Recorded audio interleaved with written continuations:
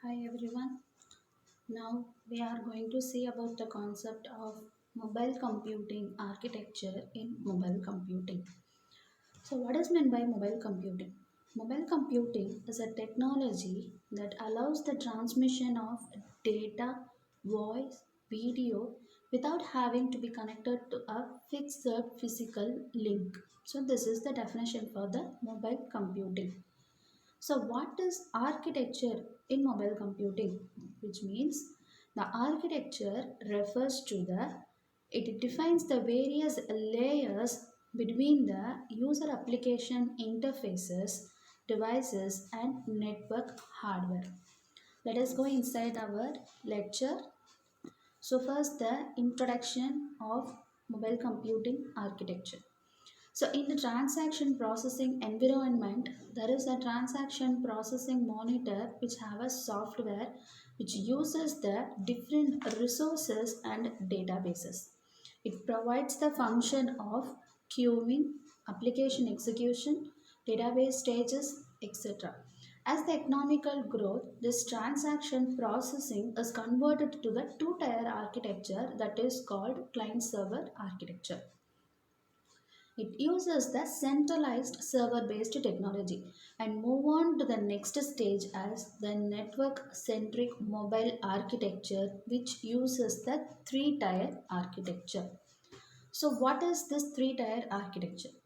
The first tier or the first layer is the user interface or presentation tiers. This presentation tier is deals with the user facing device handling and rendering, and it includes the user system interface where the user services reside. And the second layer that or second tier is called as the application tier or process management layer. Here, the business logics and rules are executed. It capable of accommodating hundreds of users or thousands of users or more than that. It controls the transactions, and the asynchronous queuing is used to ensure the reliable completion of the transaction. And the third tier is called as the database management layer or data tier. For the database access and for the database designs, it provides the increased performance, flexibility, maintainability, reusability, scalability, and while hiding the complexity of the distributed processing from the user. This is the architecture of a three-tier architecture of the mobile computing architecture. That is tier 1 presentation tier, and the tier 2 is application tier, and tier 3 is the data tier. So as we mentioned before, there are three tiers: presentation tier, application tier, and data tier. To have access with the network, an application called the web browser is required, such as Internet Explorer, Mozilla, Chrome, etc., to access these types of informations in our system. So this is the complete architecture of a mobile computing architecture. So which consists of the presentation layer, application layer, and data layer. That does in presentation tier, it consists of the different types of browsers and servers, and architecture tier, it deals with some information exchanges, and with the data tier, it totally deals with the database. So first tier, that is the presentation tier. So it is the first tier. It has the layers of agents of applications and the systems. The applications run on the client device and offer all the user interfaces. Responsible for presenting the informations to the user is mainly in the hand of the presentation tiers. The human uses the audio and video to receive the information from the machine. It is the complete responsibility of this tier. And it also used to help the information given to the system from the keyboard or any other input devices to the system. It also includes the web browsers. And the second tier is the application tier. It is considered as the engine of the applications because it performs all the business logics of the processing our input data or obtaining the data and making the decisions.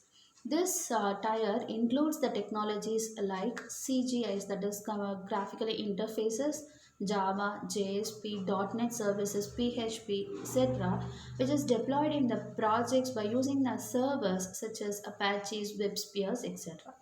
And this tier is completely responsible for the presentation, and it is database independent architecture. And the operations such as network management, security are performed using the middleware softwares. What is meant by middleware? Middleware is nothing but it is defined as the layer of software which sits in between the operating systems and the user facing softwares. This can also be defined as the software gateway that connecting the two independent open objects. So these are the different categories of the middleware. First one is the message oriented middleware, transaction processing middleware, database middleware, communication middleware, distributed object and components, transcoding middleware, ICAP, that is Internet Content Adaptation Protocol, and web services. So first one is the message oriented middleware, MOM. It used to connect the different applications to the asynchronous changes of messages, that is exchange of messages. It works over the networked environment without knowing what platform or what processor and the other applications are resident on. The message can contain the formatted data, requests for the actions or unsorted responses. It provides the message queue between the two interoperating applications. If the destination process is busy, then the message is stored in the temporary storage until it is processed. So the real example of this message queue, that is a middleware message oriented middleware, is message queue from the IBM series. Next one is the transaction processing middleware. It provides the tools and environment for developing the transaction based distribution application. It inputs the data into a system at a point of information source and output the data at the information sink.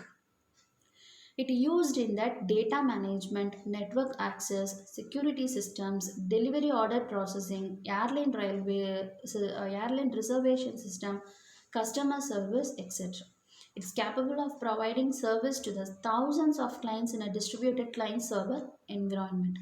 It includes the features such as restarting the failed process and by balancing and ensuring the consistency of data. It's independent of the database architecture, and it optimizes the user of the resources by multiplexing many client functions onto a smaller set of application service routines. And this is this picture depicts the transaction processing middleware, which can control the thousands of clients and processing uh, their request and by using the application server. And the next one is Model View Controller, MVC. It is also used in the transaction processing middleware. It uses the this MVC architecture is used by the Java, which is the main example of the transaction processing middleware. It splits the applications into a layers, that is presentation, domain logic, and data access. Model view control. So what is model here? This model refers to the domain specific representation of an information on which the process, that is on which the applications are operates, and the domain logic manipulates and adds the meanings to the raw data, provides the special meanings to any laws. Simply nothing but it is a processing. And what is meant by view? View is responsible for rendering the model into a form suitable for an interaction and understood by the user. And what is controller? It manages the processes and responds to the events. Typically, a user may invoke the changes into the model. So this is the MVC, that is model view control. And next one is communication middleware. So communication middleware is similar to connecting one applications to the another with the help of the telnet. It used in the telecommunication world. User interface is through the telnet, a mediation server which automates the telnet protocol to communicate with the nodes connected in the networks. And the next one is distributed objects and components. The best example of this distributed object and components is CORBA, that is Common Object Request Broker Architecture. It is the open distributed computing infrastructures which is being standardized by the object management group.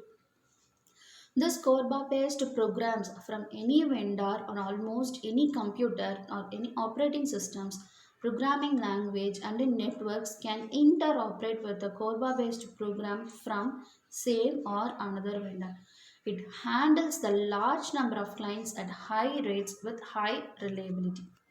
The next middleware is the transcoding middleware. So by using this, it is mainly used to transcode one format of data into the another format to suit the need of the clients.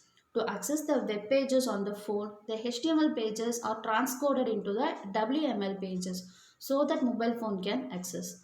So it is used for the content adaptations to fit the need of the devices. So content adaptation is also required to meet the network bandwidth. So it is done through the proprietary protocols only. And the next middleware is ICAP, that is Internet Content Adaptation Protocol. This content present in the internet is accessed from the different agents and different devices. It's a protocol aimed at providing simple object-based content vectoring for HTTP servers, that is Hypertext Transfer Protocol. Lightweight protocol to do the transcoding on the HTTP messages. It allows the ICAP clients to pass the HTTP messages to the ICAP servers for some sort of transformation.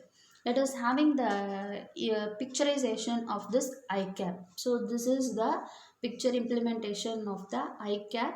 So here it refers to 1, 2, 3, 4, 5 and 6. 1 refers to the user agent, here client. The centrally we having the ICAP service, and that is centrally we have the ICAP client managers, and from the service how it will be connected is, first from the client device the user agent makes a request to an ICAP client for an object on an object server. The client send a request to the ICAP server. So the ICAP server execute the ICAP resource service on the request and sends the possibly modified request or a response to the request ICAP client. The client sends the request possibly different from the other devices or client's request to the original server. The origin server responds to the request, and last one, the ICAP client sends the reply to the requested client. So this is the way how the ICAP will be worked. And the next one is, what are all the service provided by this ICAP services? It's mainly for virus checking and content filtering based on the sensor rating, and local real-time advertisement insertions like televisions and wireless protocol translations, image magnification, peer-to-peer communications or peer-to-peer compressions, encryption of the data, and many more applications or services are provided by the ICAP. And the third tier is the data tier. So this data tier is used to store the data needed by the application and act as the repository for both the temporary and permanent data. The data can be stored in any form of database or any form of a data store or database. The data can be stored in XML format for interoperability with the other systems and the data sources. So it uses the database middleware in the data tier. The database independence helps in the maintenance of the system for better assessment. It allows the business logics to be independent and transparent of the database technology and the database vendor. It runs between the application program and the database. Also, it is called as database connectors.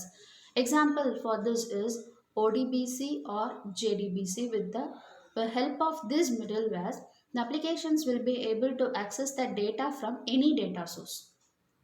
The data source can be a text file or maybe a flat files or maybe a spreadsheets or any indexed, hierarchical, any type of XML databases, etc. So these are the three tier architecture, that is First tier is the presentation tier, second tier is the application tier, which consists of different types of middlewares, and the third tier is the data tier, which is with the help of the database middleware. So this is the mobile computing architecture. Thank you for watching this.